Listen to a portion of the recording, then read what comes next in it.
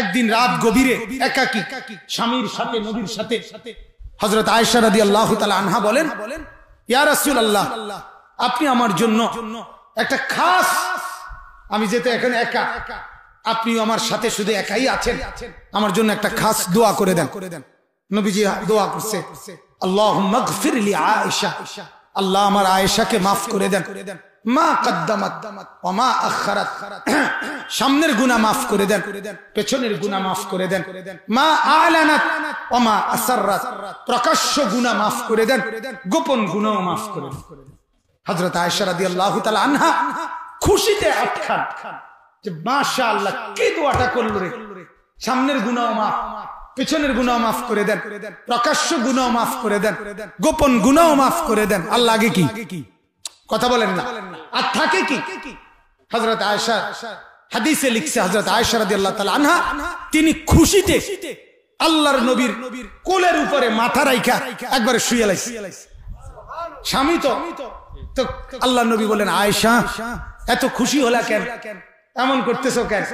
বলতেছে, ইয়া রাসূলুল্লাহ, কসম খোদার, আজই আমার মনে হইতেছে আমি আপনার খাস একটা দোয়া পাইছি, যে দোয়া কেউ পায় নাই। আল্লাহর নবী সাল্লাল্লাহু আলাইহি ওয়াসাল্লাম, মেরে মোহতারাম শুনতেছেন আপনারা?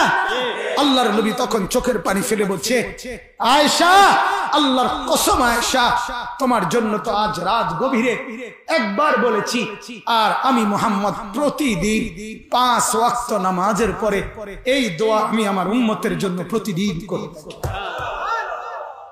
এমন যিনি, তিনি মুহাম্মদুর রাসূলুল্লাহ সাল্লাল্লাহু আলাইহি ওয়াসাল্লাম। ওনার জন্য আপনি দুরূদ শরীফ পড়বেন, ওনার জন্য আপনি দুরূদ শরীফ পড়বেন। আপনারে জিলাফি দিতে হবে, আপনারে বিরিয়ানি দিতে হবে, নাইলে আপনি পড়তেন না। মেরে মোহতারাম, এটা ইনসাফ হইতে পারে না, ইনসাফ হইতে পারে, ইনসাফ হইতে পারে না। হ্যাঁ, এটা বিবেক হইতে পারে না।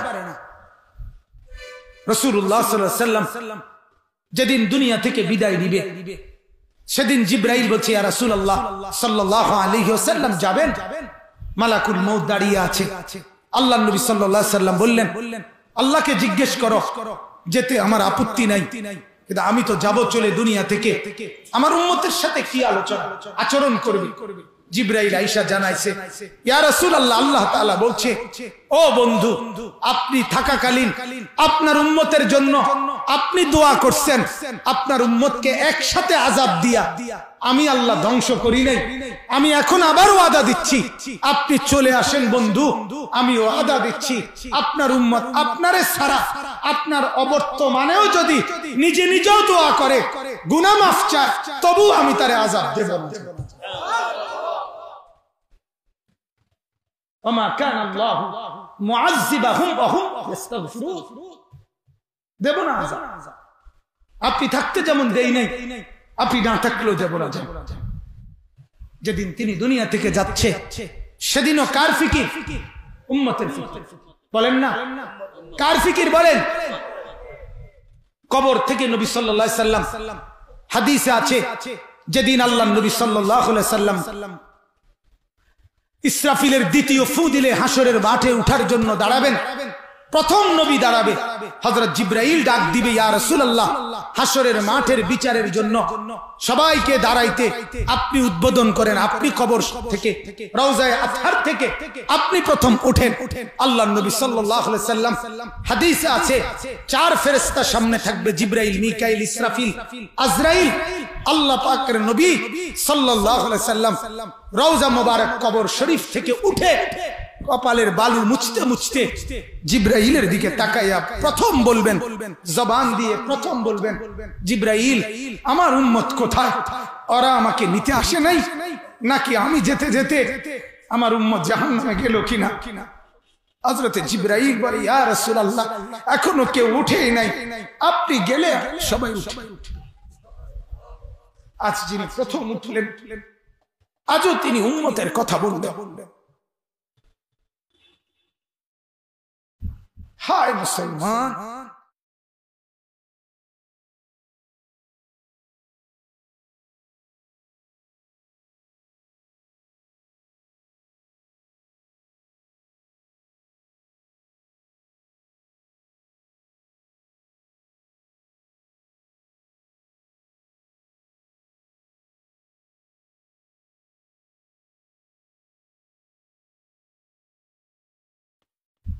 হায় মুসলমান, রাসূলুল্লাহ সাল্লাল্লাহু আলাইহি ওয়াসাল্লামের 23 বছরের রক্ত দান শহীদ পিঠের মধ্যে চালনির মতো পাথরের আঘাতে ঝাঁঝরা হয়ে গেছিলেন। হযরত আয়েশা রাদিয়াল্লাহু তাআলা আনহা একদিন বলছিলেন,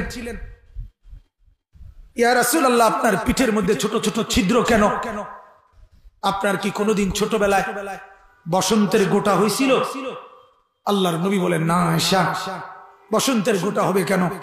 আমার পবিত্র দেহে তো মশাও বসে না, মাছিও বসে না, আমার দেহের ঘামও তো মিশক অম্বরের গ্রাম হয়। কাজে আয়েশা, এটা বসন্তের গোটার দাগ না, আমার পুরা পিঠ চালনির মতো ছিদ্র ছিদ্র। তায়েফের ছেলেরা যে আমাকে পাথর মারছে, সেই পাথরের আঘাতের দাগ। কি ভাই, আজ নওজোয়ানরা চিনে না আল্লাহর নবীকে। এই নওজোয়ানরা, আমি না বলতে বলতে, চিৎকার করতে করতে আমার আর জান চলে না।